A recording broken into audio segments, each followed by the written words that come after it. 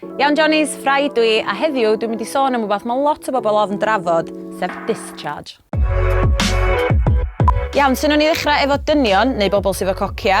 Y peth arferol i ddod allan o'r urethra ydy PP, ejaculate, neu dod, a pre-ejaculate. So, hylif di hwnna sy'n dod allan o goc rhywun pam mae'n mynd yn galad. Mae hyn yn cynnwys wet dreams, lle mae'r hylifa ma'n cael ei rhyddhau yn involuntary. Dydy o ddim yn ddod go iawn, ond mae o'n cynnwys miloedd o sperm, felly os da chi'n iwsio pulling out method, please stopiwch. So i chi ddynion, mae unrhyw discharges eraill, yn enwedig rei sy'n dod out of the blue neu sy'n dod law yn llaw efo symptoma eraill, yn gallu bod yn arwydd o STI, UTI neu skin condition hyd yn oed. Mae'n bwysig bod chi'n checio hein allan efo GP. Gan ddibynnu ar yr underlying cause, mae y discharge yn gallu bod yn felyn, yn gymylog, yn weidlyd neu'n ddyfrllyd. Un peth sy'n ar sôn amdano fo, nad ydy o'n dechnegol yn discharge, ydy peth o'r enw smegma. So, substance gwyn di hwn, sef gasgliad o oil, celloedd y croen a moisture ydy hwn. Mae o yn casglu rownd y foreskin mewn dynion a rownd y labia minora a'r clitoral hood mewn genod. Mae o'n hollol normal, ond mae o'n bwysig cadw hylendid personol, achos os ydych chi'n gadw fo bildio fyny dros amser, so fe'n gallu achosi problema yn y pen draw. Iawn, nes ymwneud ymlaen at genod wan.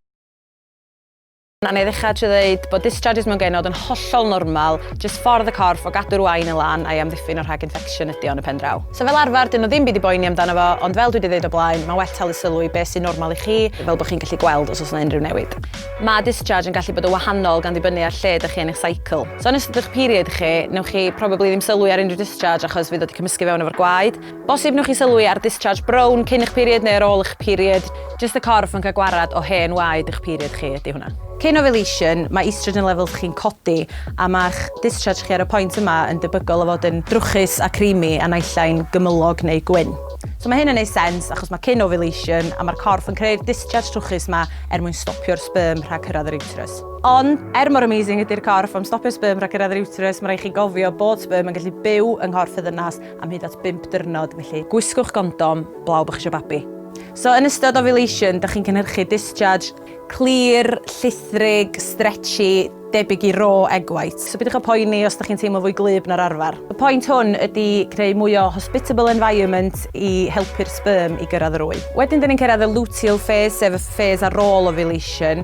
Mae'ch discharge chi'n debygol o fod yn sticky neu'n sych, neu o bosib gewch chi ddim discharge o gwbl. So make a note, os da chi'n cynhyrchu mwy o discharge na'r arfer, mae'n gallu bod yn sign o infection achos mae'r wain obviously yn gorau gweithio'n galetach i lenhau hun. Sylwch os da chi yn gweudu rhwng periods neu ar ôl sex, os da chi'n cael poen wrth BP, neu os ydy'r fylfa'n sôr neu'n cosi. Hefyd, cadwch llygad allan am unrhyw newidiadau o ran texture, lliw neu smell eich discharge chi, achos mae pethau fel yn gallu bod yn arwydd o broblem. Rhai arwyddion infectious cyffredin ag STIs i edrych allan amdanyn nhw ydy discharge sef o arogl cry neu fishy yn gallu bod yn arwydd o bacterial vaginosis. Discharge sydd yn drwchus a gwyn, debyg i cottage cheese, mae rai yn deud, yn gallu bod yn arwydd o thrush infection. Mae discharge sydd yn wyrdd neu'n felyn a frothy yn gallu bod yn arwydd o trichomoniasis sef STI. Felly, os ydych discharge chi'n aroglu'n od neu'n wahanol i beth sy'n arferol i chi, newch yn siŵr bod chi'n neud apwyntiad efo'ch GP. Felly, gobeithio bod hwnna wedi bod o help. Cofiwch, os ydych discharge chi'n ogla'n od neu bod o wahanol i chi, gnewch yn siŵr bod chi'n neud apwyntiad efo'ch GP. Felly, iwsiwch gondom. The best line yet. Very good. Da iawn. Na ni. A ni.